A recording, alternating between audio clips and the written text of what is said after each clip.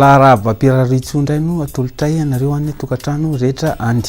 Raha momba ny toetrandro moa na somary nafana tsika tatoato indrindra ny aty avoatany dia mbola anaty ririnina hatrany tsika ary ny mandrafitra ny toetrandro moa dia mbola aly zay malefaka hatrany. Ka tahaka izao no mety toetrandrontsika rapitso latsinainy. Raha ny latsinainy dia ahita zavona sika saika manerana nosy akoatran'iny ty amin'ny Antala sy Analanjoro ty zay somary isy orana malefaka. Ny sisa moa dia efa ny mazangaona sy ny masoandro.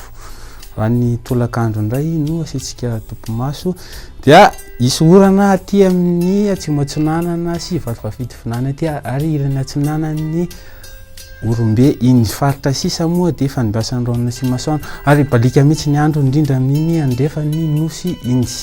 Raha ny maripanina voavinavina na dia isy zavona ary maraina amin'ny voatany iny dia somary ahitana fiakarankely zany satria dia miakatra 10 zao ny any Fianaratsoa, 5 any Antsirabe ary 12 ny aty Antananarivo. Raha ny tolakandro indray dia somary ahitana fiakarankely ny maripana indrindra amin'ity morontsiraka varatra andrefana sy aty avoatany aty fa mihoatra ny 2020 zany amin'iny morontsiraky Gasikara indy.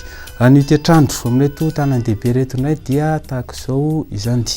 Ny any Melan moa dia hita orana malefaka tsika ny andy balika ny andro any Johannesburg fa isy orana tandrifinahona rakotroka any Bangkok, efa ndimy raona sy masoandro any Paris sy any Nairobi.